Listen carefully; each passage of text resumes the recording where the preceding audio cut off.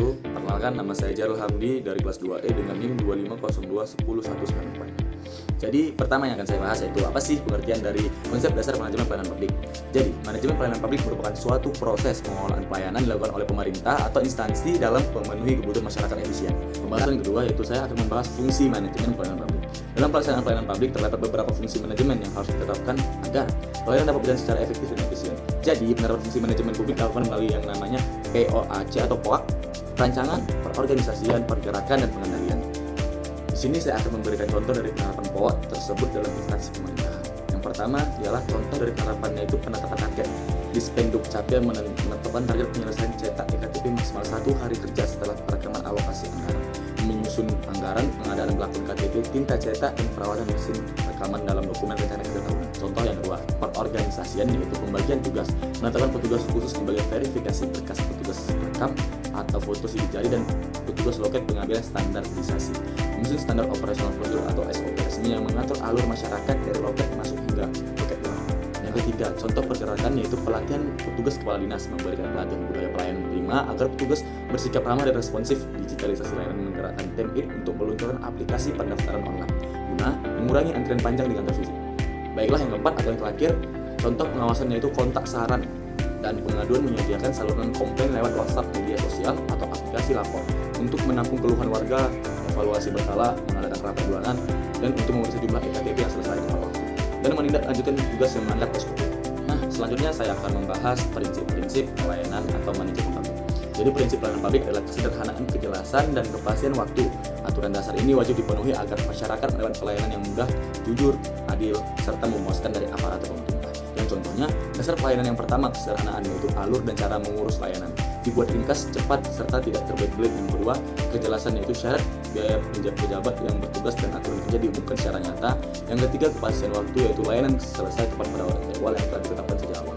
Selanjutnya, keadilan dan tanggung jawab. Yang pertama, kesamaan hak yaitu tidak membeda-bedakan warga berdasarkan suku, agama, ras, ataupun status sosial. Yang kedua, dan tanggung jawab. Yang pertama, kesamaan hak yaitu tidak membeda-bedakan warga berdasarkan suku, agama, ras, ataupun status sosial mereka. Yang kedua adalah akuntabilitas, yaitu segala bentuk pelayanan dapat ditanggungjawabkan sesuai hukum. Yang ketiga, partisipatif, mendengarkan dan melibatkan suara serta harapan masyarakat dalam perbaikan pelayanan. Dan yang terakhir, kualitas dan hasil. Yang pertama adalah akurasi, yaitu produk atau hasil layanan yang diberikan harus benar-benar tepat serta sah. Kedua, keamanan, yaitu proses pelayanan memberikan rasa aman, nyaman, dan kepastian hukum. Yang ketiga, keterbukaan informasi yang mudah diakses oleh siapa saja yang membutuhkan. Lalu, di sini saya akan membahas tentang kendala apa sih yang sering terjadi pada saat melaksanakan pelayanan publik. Baiklah, kendala yang sering kali kami jumpai dalam melaksanakan pelayanan publik adalah birokrasi berbelit-belit, keterbatasan sarana, dan rendahnya integritas aparatur. Masalah-masalah ilmiah menyebabkan proses pelayanan publik menjadi lambat dan menurunkan kepercayaan masyarakat terhadap pemerintah. Adanya beberapa masalah yang mungkin dapat saya jabarkan. Yang pertama ialah birokrasi dan aturan satu SOP. Kaku yaitu prosedur selalu panjang dan tidak fleksibel menghadapi situasi darurat.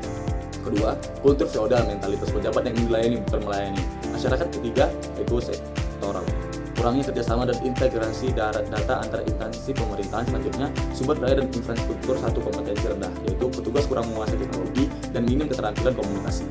Yang kedua ialah kesenjangan digital atau fasilitas internet dan perangkat komputer belum merata di daerah. Ketiga adalah anggaran terbatas, yaitu dana untuk perawatan fasilitas publik dan inovasi sistem sangat minim. Selanjutnya, masalah integritas dan transparansi satu praktik pungli, masih adanya biaya tambahan tidak resmi untuk mempercepat layanan dua maret administrasi. Terjadinya penundaan berlarut, penyimpangan prosedur dan sikap tidak patut. Ketiga, pengaduan dan mandeknya laporan keluhan warga seringkali diabaikan tentang solusi yang nyata. Dan yang terakhir, saya akan membahas upaya peningkatan kualitas pelayanan publik. Banyak upaya meningkatkan kualitas pelayanan publik. Contohnya, yaitu dari digitalisasi, sistem peningkatan kompetensi aparat dan penyederhanaan jalur komunikasi. Langkah-langkah ini bertujuan menciptakan layanan yang cepat, murah, transparan, dan responsif terhadap kebutuhan warga sekitar. Contohnya, digitalisasi dan integritas sistem 1. Integritas di data nasional menghubungkan berbasis data antar instansi agar warga tidak perlu membawa berkas fisik berulang kali.